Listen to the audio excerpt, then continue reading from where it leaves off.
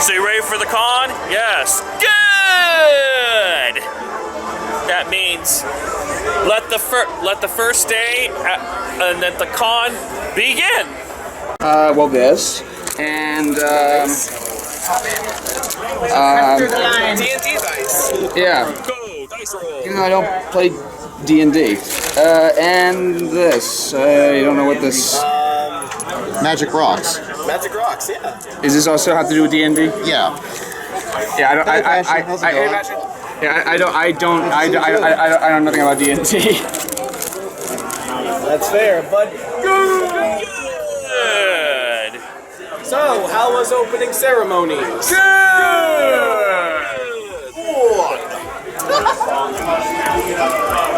To the hall, right? The music's so catchy. Yeah. I actually want to put this upstairs. So while my buddies are going back to the room for bacon to put some stuff, I might as well go ahead and I'm gonna probably put this pole back in and then start my journey. Day one. Day one begins now. Good. What's up, Kanto? Good to see you again. Good to see you too. So I decided to get a con book that I was supposed to get at the time when I was registered, because I was not given this during the time when I was getting my badge. Make sure I just use this to make history. Now it's time to go to the vendor hall, take a look, stroll around, see what I like. Otherwise, 2 o'clock is going to be the Making Your Mark in the Pony Fandom, hosted by Taylor. So, let's go.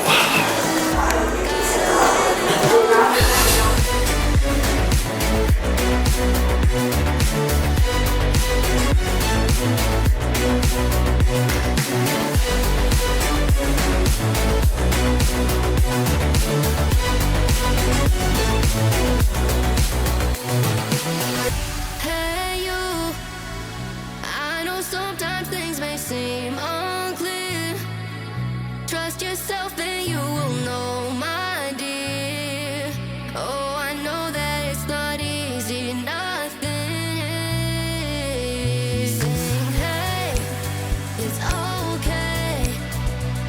Tomorrow's gonna be a new day.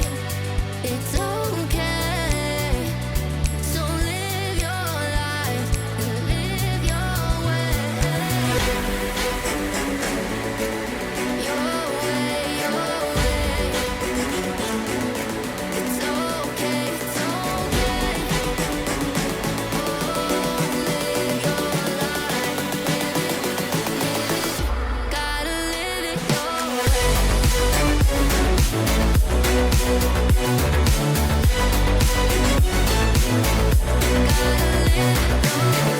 I don't have any of my Sonic stuff on. Hi. Hey, what's up, Sky? How you doing? Doing great. Good. Well, this is my second con for ponies, and it's good to see you again. I might see you again at Expo. Which one? Atlanta or Dallas? Dallas. Okay, I'll see you at Dallas. I will not be at Boost. I can't make it this year. That's understandable, but I will be going there. That's going to be my second trip to go to San Diego. My table might be present, but I won't be there. Which is understandable, but otherwise, you know, I know I'll be seeing you once again, because, you know, I'm looking forward to what you have in the store. I will. Oh my gosh, I don't have any to show you, but I got some Care stuff coming up for Sonic. Hey, if it's something relating to Vanilla the Rabbit, I will get it. Which one? Vanilla the Rabbit. I have one vanilla thing in the process.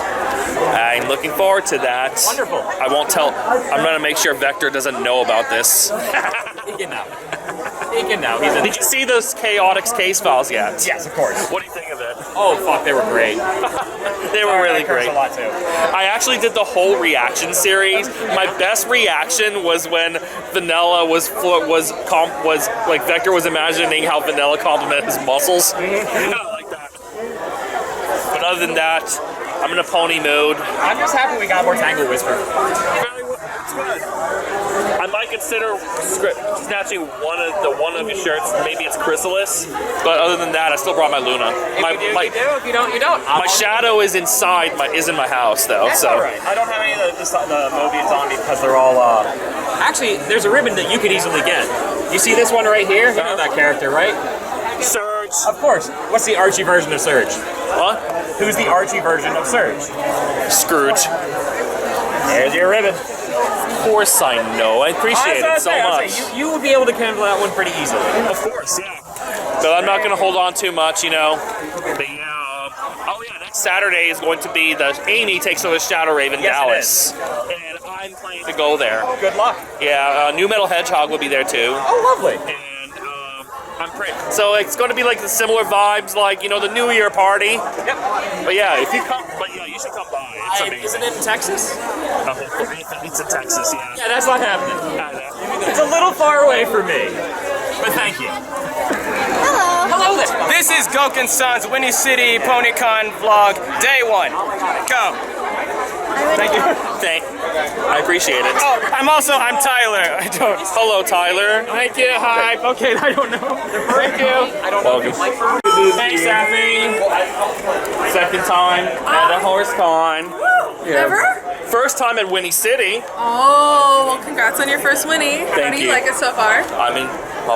Good. Oh, no. He brainwashed me. Oh, no. I'll let you go. I'll let you go first. Thank you. Yes. Dating myself. Well, not even wonder. There's nothing wrong dating yourself, you know. Not the. I would date myself too. I'm fantastic. Continue your business. I'm fabulous. Yeah.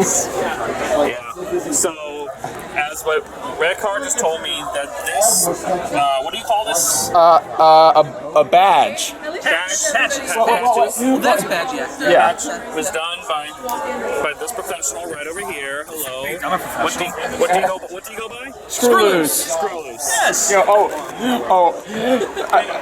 Also, this one I designed for for the Yes.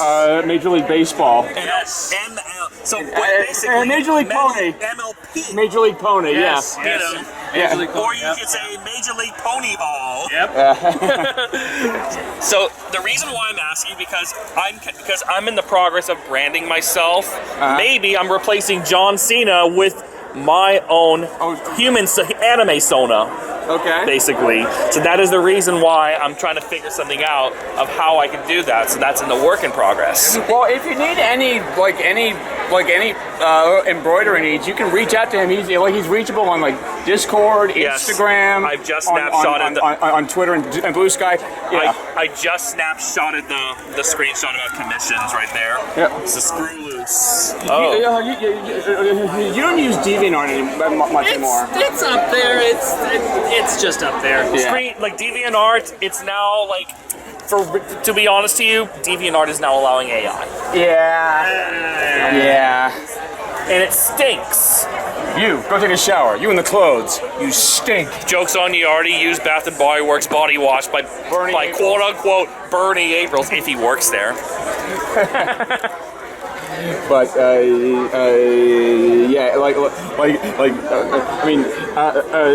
you can also email him here as well. So I will see what I can do. But yeah, it's still a work in progress. yeah, take your time. Yes. See you on story. See you then. Okay, so Dewey, why were you just screaming just now? This is why. He's got a hitch. I want to get I like He's trailblazing. Wait, hold on.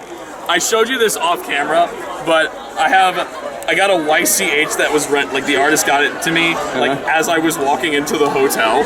Yeah. Best $20 of the year. Oh my god, yes. That's amazing. I might consider doing this. I might make Brickmaster this guy kiss Big Mac. I let him kiss Luna and also Fleur de Lis. Also for the sake. Yeah, with him and just turn in when I want to get this for you. Wait, I'm talking. See, the fact that I'm generating like those kinds of impulses. Steve's walking out of here with a Twilight. Just Twilight! Twilight! My first clue. I'm alright, how are you? Make sure you find Blue. I will find Blue. I'm trying to find her right now. She's probably spending time with Magenta. She probably is. Gotta find her. I gotta figure out Blue's Clues to find her. Yes. Just remember, it's Blue's Clues best show, best part of my childhood. Shout out to Steve Burns. I love you. Cookies. And Blizzard. For you. How did? So literally, you just designed it out of that. Huh? For the sake of the camera, bisexual hitch. By hitch. Bitch. Duh. That gives me life. Thanks, Bobby. And correct me if I'm wrong, your family owns this company? No. This is a different company. The previous company that did them, my dad worked for them, then they fired him. I'm sorry. So this place is where, well, it's where a lot of the people that used to work at that place don't work now, and my family supports them, so. And how is this printed on? Is it like with food coloring or something? Apparently they got like a special like printer specifically for cookies recently. That's edible safe, I guess? Yes. So you can eat it? Yes. Yes. They're edible. It's a cookie. Eat the cookie. Cookies. I don't want to eat my wife. I miss my wife, Tails. Okay. I'll be back. Okay. Editor, strike that from the tape. Strike that from the tape. Nice. Okay, now the whole. What is the context of the lights off?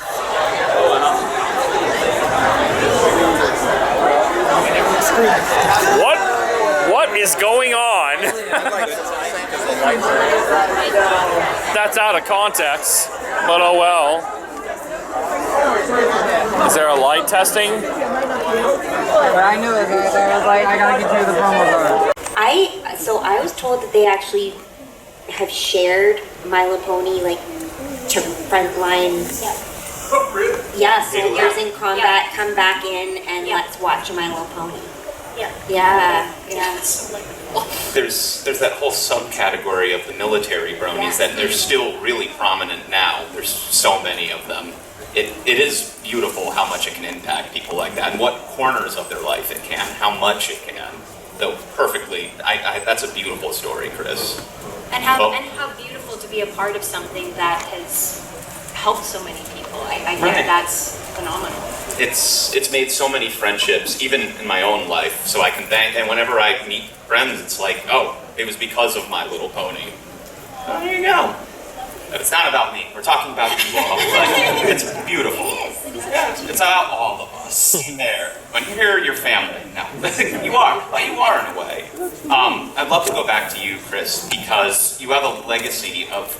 Look at Chris Britton's IMDb sometime because it's a list of legendary positions on there. Look at his IMDb when you get the chance. But I'd love to talk about, you came from dance, you came from drama, you came from theater. What was it like coming on to Friendship is Magic? I believe it was season 7 when you joined. Did you have a hand in the creative process of creating Star Swirl of its character? Because there had been so much said and so much theorized by the community up until that point, a character we'd never seen. What was it like joining that canon? Well, when you do animation, your guides are text and the animated figure of the character. You see them drawn, and then you sort of depend on the director. And that sort of feeds into, when he says, no, try it this way, or have this variation. And then you reach the point where you are nailed. And that's, you feel that, yes, that's the character. And that's, the text and the actual drawing of the animated figure Those are the guides for voice actors now. I would also be remiss not to mention, because everyone knows I'm a big fan of trivia, a lot of trivia fans out there as well. Some of the legendary people you've worked with and legendary projects you've worked on. You've worked on projects directed by David Cronenberg, John Carpenter, worked with Marvel Comics. Where is the DNA? Is there any DNA that comes from those productions that come down to working in animation or voicing Mr. Sinister in X-Men in the 90s? He was in the X-Men 90s cartoon, or voicing Starscream. Where's the shared DNA between all of those projects, you'd say? Just, you know, I mean, I started studying acting when I was 16, 17. I'm 77. So you've got 50 years of experience behind you. And, you know, I'm still auditioning. I'm still working. Less so. Because at this age, there are just fewer roles. And the business kind of retires you. You don't necessarily retire from the business. My wife and I did 2 plays last summer, and we're going to do another play this coming January, a Samuel Beckett play. So we're still working, and it all feeds in to, it becomes sort of instinctual. And you just depend on your own judgment. That's basically what you feel. Where will that play be in January? The Chair Awards. Oh, great. Okay. Happy Day. Wonderful. You know the play? No. It's a murderous play. No Samuel Beckett. One thought does not follow another. Okay. And I only have maybe 20 lines. My wife plays Whinny, and she has hundreds. And in the first act, she's buried up to her waist in a mound, in a sand hill. And then in the second act, she's buried up to her neck. Oh my gosh! I'm behind the mound. You can see me, you know, the back of my head, and I say a few words here and there, and then I come out of the way. Wow, who's got the easier job here? I do.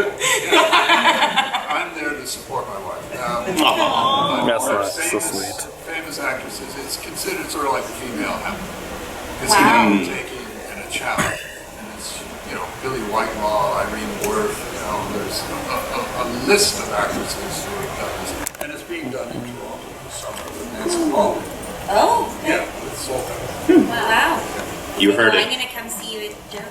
I was gonna say, you heard it. Go support Chris. Go see Chris. Woo! His wife buried in the dirt. Let's do it. You were, that's right. Would you like to talk about that? Actually, that's fine. I was going to add, that's a perfect transition. That's a perfect transition. I was going to say, that's a perfect transition though. And before I continue, raise your hand if you want to ask a question. I have friends over there that will come around with paper and pencils. Keep those hands raised. Remember to return those pencils and turn them back. But that's a great transition, and what I wanted to ask was, all of you have had massive resumes of legendary careers. Is there anything that you learned from an experience on, say, Madeline, Lolly Rock, Grumpy Cat, Far Cry 5, name them? Is there anything learned from their pearls of wisdom that played into something that you were working on in Friendship is Magic? Do those echoes from those roles feed into what you did on Pony in any experience? I can start. So, Madeline, I don't know if anyone knows that show is the little French girl. Yes! So I played Madeline, and that really prepared me. It was just a different time of recording back then, so we used to have a full rehearsal, especially for the singing, because the songs were, again, like really high production value songs. And we would have, the composer would come in with the piano, and we were all kids, the little girls, and we would have, so we would do the show in the morning, and then we would have, no, I think we did it over 2 days. We would do the show, and we'd have a full rehearsal for a morning and then a full afternoon record. Yeah, so it was just like taking the time and learning, of course, like all about recording songs and singing all the harmonies in a song, and we would sing around different microphones, and we would switch up our positions, and so I think that experience was really helpful, because coming into My Little Pony, it was again really high production value songs, but in a time where, okay, all of a sudden studio time is money, we got to get this done as quick as possible. So definitely had that preparation and that base and learning, and then to be able to come in for My Little Pony, and it's just like, get it done. Right. But I think that foundation really helps. It's a learning experience. Yeah. I love that. How about you, Lauren? My Little Pony was my first voiceover gig ever, so I hit the jackpot on the first try, which was very exceptional and exciting. But I come from a theater background as well, and so I think the biggest thing for me was breath support and singing training and having the actual instrument ready for these. As you know, it's a very fast-paced show, and so getting enough breath support and everything to be able to carry through was very helpful. And, when the nerves coming in day one and being like, oh, there's Ashley Ball, and there's Andrea, and the nerves start to rise, and it's this really beautiful, almost precious thing that's been created that I get to have the great fortune of joining the ride on. And so that breath support also helped me with some show nerves that came up. I think it's hard to come on to any, I don't know if you all feel the same way, like any show with a tight-knit cast, and then you come in and you're the guest or whatever, or you're new, like it's a bit like you're the new kid at school, right? Even if you may know everyone, but you did a great job, you came and were awesome. Thank you. It does help that everyone was very kind. And I do always share this story of one day where I was getting really anxious and Terry was trying to get something out of me, and I was starting to feel like, I think I'm gonna cry. He was being very kind, but I was, maybe a bit of a perfectionist, and Shannon Chan Kent took me into the bathroom and she gave me one of those epic, rom-com style pump-up speeches. She was like, you're here for a reason, you got this, everyone's here to support you, and that was the vibe through the whole thing. Did she give you a snack too? A snack and a pep talk, and always feeling cute. Love it. Yeah, like Lauren, My Little Pony was my first voiceover job too. I was a musical theater kid. I wanted to do musical theater. I thought that was kind of my trajectory. And then My Little Pony happened, and that really opened the door for my voiceover career. But I think having all that theater experience really helped prepare me, especially for the songs and the singing portion of the show. And if you think about theater and voiceover work, they're both larger than life. Animation is, at least. And so when you're doing theater, you're really projecting to the last row within the theater, or trying to. So having that experience, I think, really helped my experience on Pony. Lovely. Love it. And for Agnes, talking about your work and its impact, I still see Discord community, different fandom communities that will still go back and reread through the comics to this day, from 10, 15 years ago to this day. I guess for you and for everyone else, what is it that makes the world of Equestria specifically still so comforting and connecting as someone who got to contribute to that feel of that world?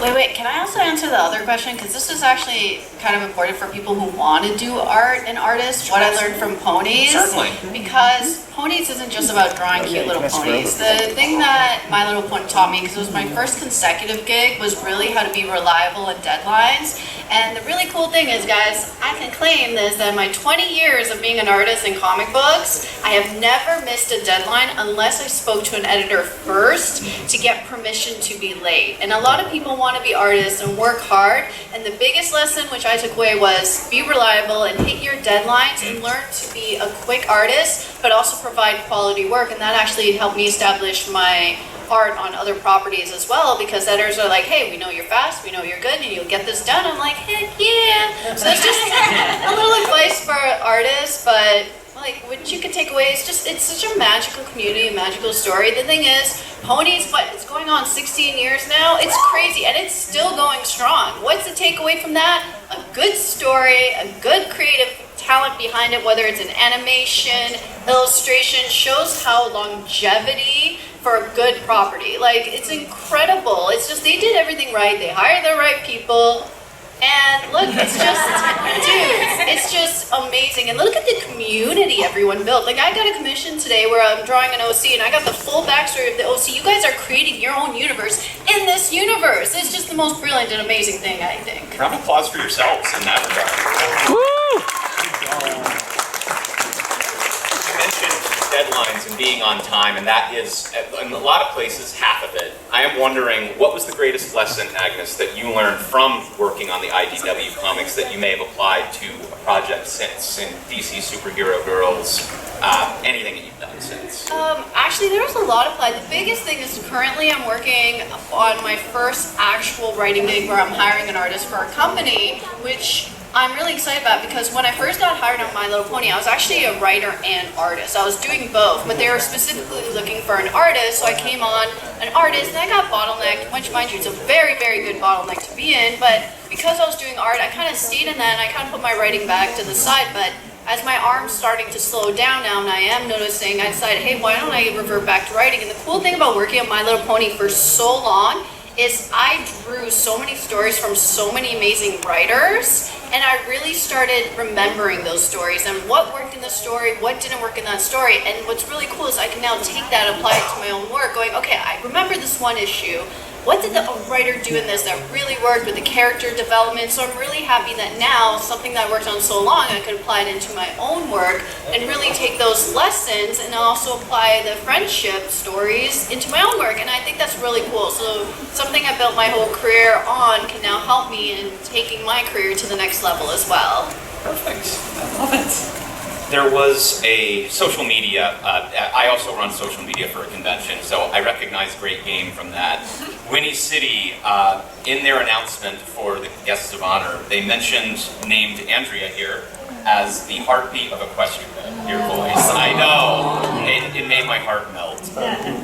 As someone with not only a legacy in voice acting prior to Pony, and you mentioned it before, was there a feeling stepping in to, especially working in the previous generations of Pony, was there something in the air that felt different going into recording for Friendship is Magic? Yeah, absolutely. It was, I'd never seen character descriptions such as the ones that Lauren had put together. They were so detailed. The characters were so well thought out. It was a full, almost a full page description, but a worthwhile description, because sometimes there's pages and pages of description, and it was a full rounded character, and you felt right away, even just reading those, I know what they're after, I know how I'm going to go about this. So just even stepping into the audition process, it did feel different, and it felt, I mean, it is exciting. Like, I also grew up with My Little Pony, like, to come into a legacy property. I mean, I did feel, at first, I'm like, oh, My Little Pony again, right? Because there had been so many generations. I had worked on several of them, so it's like, okay, they're redoing it again. But it felt so different, and there was pictures of what they were going to look like. It's like, okay, this does have a different feeling. But never, ever, ever did I ever expect. I was going to say, could you ever imagine that? Exactly. Imagine that. But, continuing with that, when it comes to challenges that you faced on the show, I think the voice performances on the show, and we take for granted how incredible the voice cast is on this show in particular, because I think my question would be, when you get handed something like, play 5 different iterations of Fluttershy, personality-wise, right, or be hundreds of yourself as Pinkie Pie, as a voice performer, is that challenging? Is that intimidating to get handed that from the crew, or is that like, okay, I get to go? Right. It's kind of like, is that intimidating, or is there like this? Okay, I get to, like, here's something I can tackle. I think that's, for me, that's something that changed over the course of the series. This was the first show I had ever done where I played multiple characters. So that was a huge transition for me, and it felt really new to me. How do we keep them separated? It was, and then as we went on and on, it's just like anything that you do, the more that you do something, the more practice, the better you get and the easier it becomes. So I'd say the episode that I mention a lot is describe it. Madame Lafleur and Party of One. Party of One. They'll know. So that was a first big challenge because it was like Pinkie Pie. So okay, I'm doing 2 characters in a show, and now Pinkie Pie is becoming 3 other characters in a scene. So it's like, how am I gonna do this? And I was really nervous, and I don't really get nervous a lot. So I was nervous, and that was so difficult, and I'm so proud of how it turned out. Like it had this feeling, and I think just from there I grew more and more. And I think in the beginning of the show, doing the 2 characters also, it's like, oh, maybe Andrea we can't throw her any other characters. And then as I improved and worked on things, it's like, no, I think I got more. I'm working on this. Throw me another character. I'm gonna do this and that, and it just went from there. And then I did really feel able to tackle it. I mean, the one where there's hundreds of people was just exhausting. Like so many takes. I've heard many stories told of that recording.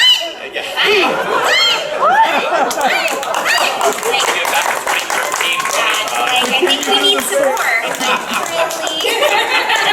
Can't you just copy and paste it? I've always enjoyed my time. So this is the sponsor lounge right here. What we have here is popcorn and chips and everything. It's all about paying a visit. Was it? Drinks are in the cooler. Drinks of that too? Yes. What we got there? Sprite, Coke, water, that's about it. That's fair enough. Oh shit, Dr. Pepper? These left. These are surprisingly good. Oh, the Weenies. Yes. That's such a funny name. Weenie. So does that make it when we end up being in the Whinny City Pony Con? That's what. Oh, brother, this guy stinks! Or is it Winnie Hunt Jr.? I'm going to drink for you. Care for another drink, Weenie. I'm not a weenie. I am sorry, sir, but according to identifications, you are indeed a Winnie. We're all Winnies here.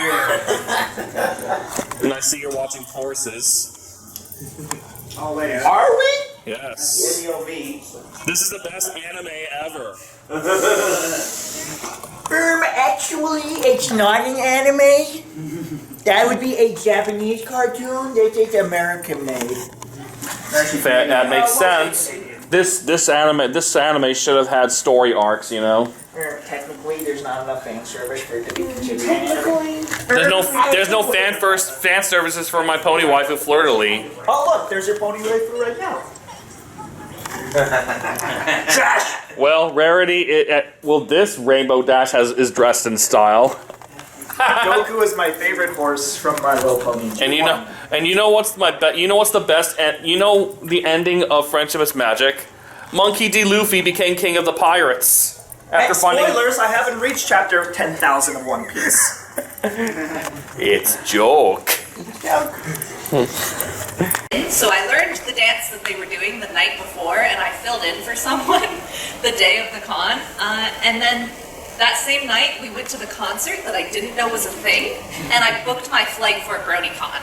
Like at Nightmare Nights, I booked my flight for BronyCon because I was like, this is incredible. That is a pro gamer move. Like, this Yes, it is. I will say, we all booked our flights for BronyCon, like at that same time. We were like sitting there, like, oh, like we didn't know this was a thing, and we have to go. And since then, I've pretty much gone to every single PonyCon that I can. I kind of just didn't stop. I scaled way back on going to anime cons. I still go to anime cons. I used to go to one a month though. Like it used to be crazy. And now, my favorite anime con of all time overlaps Harmony Con, so I haven't been to Katsucon in like 4 years. Harmony Con. It's amazing how addictive, once you go to your first con, you never leave. Yeah, I don't know how many of you have been to anime cons, but the entire I've been to Katsu a couple vibe times. is very different. in Pennsylvania, and I also been to Wasabi Con in New Orleans. Okay. But at anime cons, there's just, I don't know, you always have to feel a little bit on edge. You have to watch yourself, you have to watch out for your friends. There's more people and a wider variety. You can't just walk up to Yes, I agree. It's huge. No, yeah. It's not as tight knit as, say, the Brony community. Yeah, it's I feel less like centralized. Yes.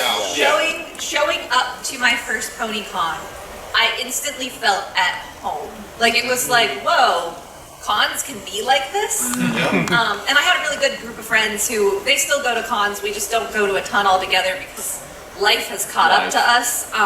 But we danced. We actually just did an Uma show not too long ago as well, because we're still horse girls at our base. But yeah, that's pretty much it. I'm still here. Yeah. Uma Musume has really taken the If you world by haven't storm seen since Uma the game Musume, you will premiered like it. here in the United States. And what's interesting is, like, you know, you've heard that, had that contrast, like, you know, when you go to an anime convention, there's like tens of thousands of people here. Saberspark, we had on this panel back at Ciderfest mentioned this, but it's like, it feels like when you come to these pony conventions, it really makes it feel like it's a family reunion. Yes. It's a good way to describe it. You're meeting up with your friends. Yeah. Like that's what it is. And it's authentic too. Comic-Con suck compared to this. I'm sorry. Say it again. If you really love Comic-Cons, that's fine. I do like Comic-Cons, but comparatively, like, the vibes are so much There's different. just way too many people Pony at cons are so at nice. Comic Cons. And the concert. The concert. Yeah. The concert game is so I different. And I made the comparison, like, you know, it feels like you walk into Cheers, because everybody knows your name. Yes. When you come to a pony convention. But, Well, I was gonna say I've been going to a lot more just like general conventions because with my fiance vending, man, the pony cons are just so much better in every way. I don't care what they say. Like, they really are. Ponies, man. Every once in a while, something will have its charm, but nothing has its charm like Pony Cons. We're always treated better at the pony conventions as like vendors. You're not getting ripped off in anything. We're not getting ripped off or scammed at the pony conventions. Yeah. Most of the time. We don't have to flex. Yeah, we don't like. Because we were just at a big one in Atlanta, you know which one it is? MomoCon? MomoCon. Oh, the other one, FWA. FWA. And like, it was just too busy. I don't know who anybody is. Yeah. I'm like, and their concert is like only like EDM and They nothing only else. do DJs. Wow. Yeah. It's like only DJ stuff, which is great. I love the DJ stuff, but it's only DJ stuff. It's cool that you got like the people doing like rock and all the other like one of my favorite concert acts is the jazz quartet that comes. They're so good. Oh my god, you're not gonna get that at a free convention. It's good stuff. Yeah. So, sorry. No, you're fine. Hey, red card. Yes. I love you. I love you too, Cole. Good save. I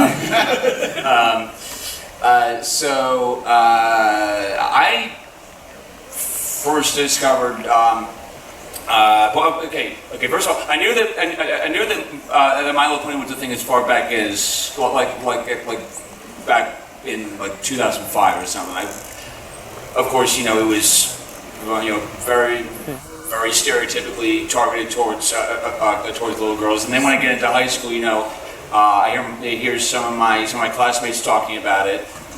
There's this new show called My Little Pony Friendship Magic, and it's like, I want nothing to do with this. And so, fast forward a few months, I am I'm in the den watching TV, scrolling through the guide, and I see My Little Pony on the Hub Network. And so it's like, you know what? I've got nothing to lose if I try watching this. If I said before, like, you know, the recurring thing is like you're going to watch maybe one or just a couple episodes and it'll be done. That is a lie.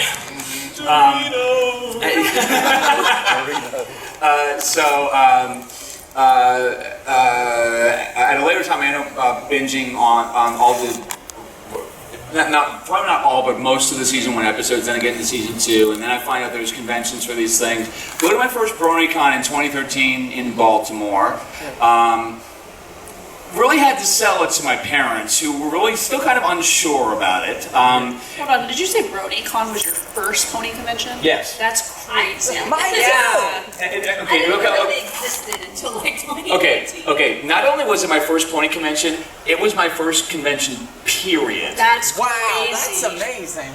Yeah, so like, you want to talk about jumping right into the lion's den. Yeah. It was pretty crazy. There were about 8,000 people at that one. It was pretty impressive, and so it's like I gotta go to BronyCon next year. And so it's like right when batches open up, it's like I am just like gotta get this early bird deal. And I'm going to every BronyCon that was in Baltimore. Went to a couple of the BronyCons like Everfree Northwest and some others. How I got into vlogging, of course, I mentioned, I take after AC Race Best. I discovered his BronyCon 2013 vlogs shortly after I got back from BronyCon in 2013. And it's like, you know what? I want to do this too. Little did I know how much investment would be needed for it.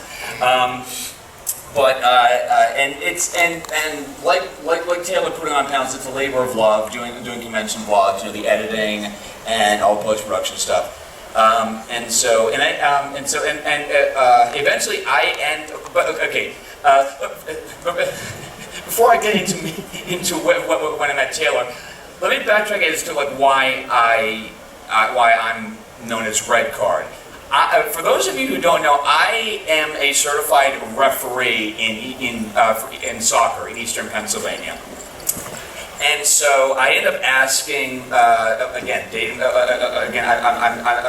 I'm aging myself really hard. Like the director of Everfree Network Final Draft. I met him at BronyCon. Every time someone mentions Everfree Network, we age another 15 years. Please stop. 15 years! I met him in the vendor hall at BronyCon, and I asked him, he's like, I understand why you're called Bound Out because you're the director of this platform. And he's like, I tell him that I referee soccer, and he's like, how about Red Card? He was like, I think about it for a couple months. It's like, you know what? It stuck from there. So I then meet this guy at Everfree Northwest in 2019, and the world came falling apart. And then the world came falling apart a year later, and then we started regularly rooming at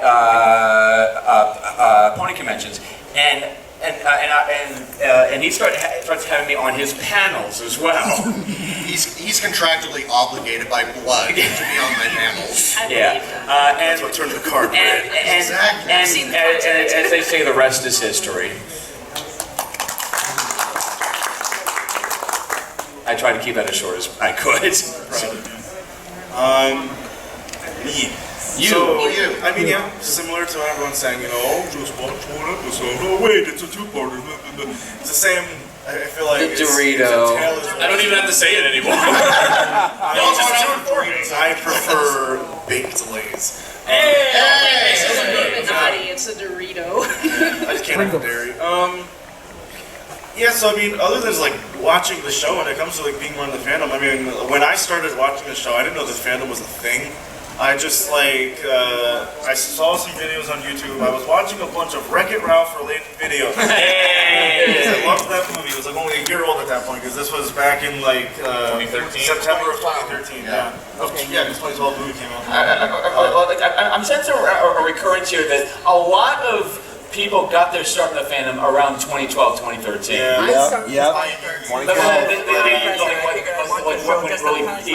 But so I was watching all these Wreck-It Ralph related videos, people talking about the movie, and then I saw a video that was My Little Pony meets Wreck-It Ralph by Toucan LBM. Oh, Toucan, of course. What is this? Okay, whatever. I'm on a Wreck-It Ralph bin. Let's see what this thing is. And then I was like, huh. And then, of course, how YouTube algorithm works. Now I'm getting recommended all pony videos. Good. So then, for the children, they don't want to cover your ears. Because the next video I watched that was recommended was something called. Wholesome, sweet video. Do not look this video up. Do not. No. That's just gonna make him look it up. Yeah. But so that happened. Don't and say I was it like, anymore, okay, dude. I don't think that's the show. It is not. It's not. And then, I kind of. Oh, sorry. There's label the camera. There's barely anything, but I got to put the label on the camera. I'm getting paid. And then, later that night, I was thinking like, man, this pony thing, people making videos about this, what is this? And then, of course, I'm like looking for something to watch on Netflix, and there it is. I'm like, oh boy, I'll just watch an episode. And then, the whole thing happens, and then like 9 episodes later, I'm like, oh, okay. The Dorito bag. I was a freshman in high school at this point, and I specifically remember going into school the next day, and during lunch, like recalling to myself, like, what were all those characters' names again? Going through like the main 6 and being like, okay, so wait, there's Twilight, there's Pinky, and I'm like, and I just caught myself in the moment like, I'm really thinking hard about this My Little Pony thing right now. And then I get through the entire show probably in about like a week or two, and I still don't know that there's a fandom. I just know I watched the show, and I think I'm some weirdo out there who's watching My Little Pony, and no one. You've got your own little bubble. I got my own little bubble, and I've discovered this thing. And then I'm looking up like just IMDb, people are just talking about the show, and then I saw a bunch of people complaining about something called Equestria Girls. And I'm like, first of all, what's Equestria Girls? And there are people out there complaining about this? Other people are watching this thing? So then I watched Equestria Girls, because I was like that, and then I found out there are these things called bronies. Hey, I had the same way you said I love that we all had like a fairly organic downfall, and then Cole went down this film analysis rabbit hole. I was just watching the show trying to see what was really funny to me. I remember at the time was watching the IMDb Parents Guide. I love those. They're like, there's an episode where Fluttershy snaps a bear's neck, and I'm like, you make that okay, sure. But taken out of context. I know, yeah. And so that, and then I was like, oh. There's these conventions, and there's a documentary, and they're making another documentary. Like, what's going on? Oh no. There's 2 documentaries. There's 2 now, yeah. At the time, there was only 1. Oh, there's more now. Yeah, I know. There's official ones. And, Oh wait, there's more. yeah. Then fast forward a few years. I'm in some video editing and film classes in high school, and I have to make a music video for one of the things, and I was by myself, and I'm like, I don't want to film anything. There's these things online called PMVs. What if I just make one of those and then I submit that? And the teacher was like, that's fine as long as you finish it. And I did, and that was my first PMV. It's the first video on my channel all the way back from 2015 or 16, I forget which year. Yeah. And then I've just been making PMVs ever since, but not for my own devices, not for school. Yeah, the PMV scene has kind of been where I fell into, which is kind of funny because I feel like I fell into the PM scene. PMV scene. That's kind of catchy. Yeah, the PMV The scene. night scene. Just as so many other people were falling out of it, so I feel like sometimes PMV's last survivor. But now there's so many people in the Southeast Asia area keeping the scene alive, so they're awesome. I heard about that recently. Yeah, no, the That's so PMV is South coming out of Asian. China.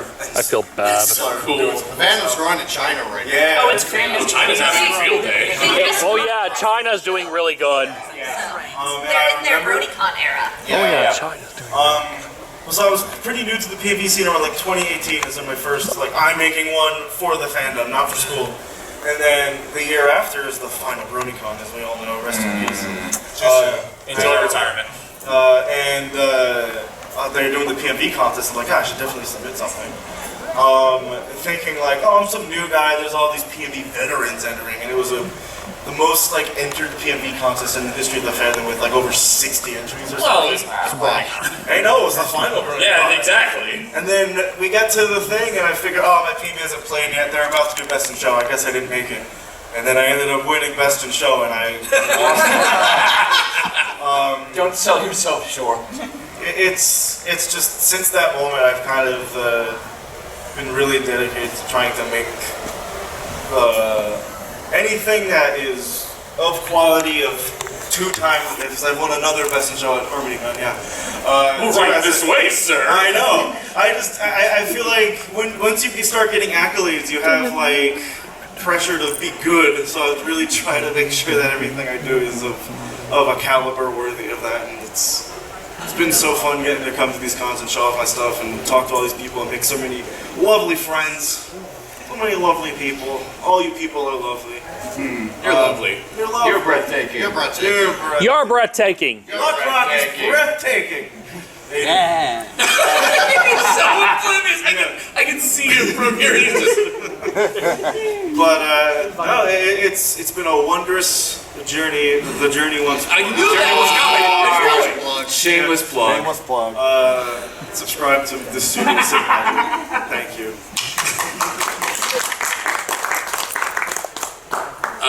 All right.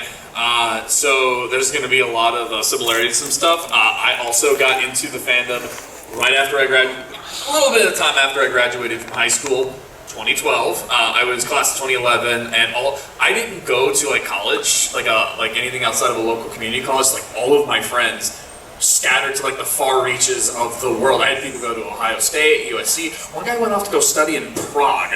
And so I'm like, well, I'm never seeing him again. Right. Exactly. He probably became one. So there was a period where I was like, a little blue, a little lonely. And so at the time, the only thing I really had was like being involved with my dad's job as a radio DJ, because I would go on and like do the sports broadcast with him. Which actually, fun fact, I don't remember if I mentioned this last time, I actually turned down a career in sports broadcasting that was lined up for me so I could do Pony Vid conventions instead. Wow. Interesting. So, like, if I had said yes, I wouldn't be here. So, and also, I do not regret that decision at all. Yeah, I would much rather like do music, do conventions, and now as I'm learning, tell stories and share stories and hear your stories as well. So, like I said, I did get started with music, and I still do it. Back in 2018 was like the first song I had written that like made a connection with people was "Carry My Water," which Carrying my it's water, so weird. water. Like that was the song that like put me on the map, and I remember it was like a Tuesday at 3 a.m. when I was first writing. Like, this is stupid. You never know. But so I still do music, but I've also like started, like I said. I've been seeing it's genuinely fascinating when you start. I'm not a psychologist, but like I'm intrigued by psychology, and like when you see the way that like there's nothing on this planet that connects people more than stories and storytelling. Like they make us who we are, and we are very inclined to share that. And so it's like again, if you see me in the halls, I mean it. Come share a story with me. It's just like this fascinating thing with like how your personal identity ties into it and whatnot. And I also like I hear a lot of people say things like, I just don't think I really am that much of an interesting person and whatnot. And so I'm like, no, I guarantee you're way more interesting than you think you are. And so that's kind of the mission I've been on as of late. Like I'm very thankful, I'm very blessed to have like had so many experiences with this wonderful community and whatnot. I'm serious, I could like tell all sorts of stories for like an entire convention's duration if I could do that. I won't, but I could. But now I want I'm trying to I want to see people like tap into that themselves, because there's so much good stuff there with that. Also, Taylor, I forgot to mention you were dunking on LPU earlier and whatnot. Did I tell you my first pony convention was the Pony Con that came right after LPU? It was the next one on the docket. Are you serious? I never told you this? Okay, so to wind it a little bit, so Las Vegas' Unicon was the February of 2013, right? Yes. Okay, that was my rookie year in the fandom. I had joined April 2012, so like I was just starting to write songs. I had never been to a convention before. The first convention I went to was a little convention called Brony Fest in Louisville, Texas, which had, and I'm like dead serious, a maximum. We're talking tops 300 people. Very small, very intimate, but that was March of 2013. So it was the very next one on the docket right after LPU. So no pressure or anything. It went well. I love it. I actually have a really big soft spot for like the smaller, more intimate cons. Those are some of my favorites, really. But yeah, that's just kind of where I am with this right now. I still do music. I still love that, but there's so much more to. I'm just deeply fascinated, like the connection with like storytelling and whatnot. So I'm tapping into that more. Also, Taylor, I'm afraid I've got bad news. You have to go off to your next panel. That's actually not what I was going to say, but yes. I would. No, what I was going to say is I'm afraid history may or may not be repeating. With you mentioned that like people started associating with you like, oh, that's the Starlight Limber guy that really likes him. I'm afraid Hitch might be happening with that. I really like Hitch. He's so sweet. Me too. I can't wait to see Dewey up in all Hitch merchandise eventually. I already started like a little thing on my wall, like with just. Could you hear the scream in the vendor hall earlier? I did. Sorry, that was me. All right, yeah, I probably should go ahead and tap out because I do have to go to another panel. But seriously, which panel? Name that frame. I'm going there too. Yeah. So thank you for having me. Appreciate it. Seriously, you see me in the halls? Come share a story with me. Thank you all. Love you. Woo! Hi, Dewey. Goodbye, Dewey. So, we have about 10 minutes left in this panel, and I want to open this up to Q&A, or if you guys want to share your own little story. I wish I could stay for that! How you came into the fandom. We have a microphone here in the middle, and if you guys want. So we are right now in our rooms, now that we're done with Make Your Mark to the Pony Fandom right here. These fools are done here. For now, we're back on in like an hour. Yep. Yeah, we need some ibuprofen. I need some Tylenol. I'm getting a little bit of a migraine. Yes. Otherwise, what Bengalis would call it, Napa. That's what they call their own Tylenol, Napa. I need to go to the restroom. Probably take some break because I'm going to join them with the previous generations of MOP. Are we going to watch the same shows? No. You probably haven't seen this. I haven't. I have no idea. I have no idea what it's what we're watching is about. I'm not telling you what it is. That's fine. Surprise me. That's what I want. Ego. Surprise me. Surprise. Oh, it's funny because that's something what I literally told that to Andrea when I met her. Yeah. Miss Libman, Andrea Libman, and I told her that when she signs my posters, I told her surprise me. So that's actually a great way to greet, you know. Yeah. So basically, as an attendee, interact with a guest of honor professionally, which I did. But yeah, here are the posters that she signed for me.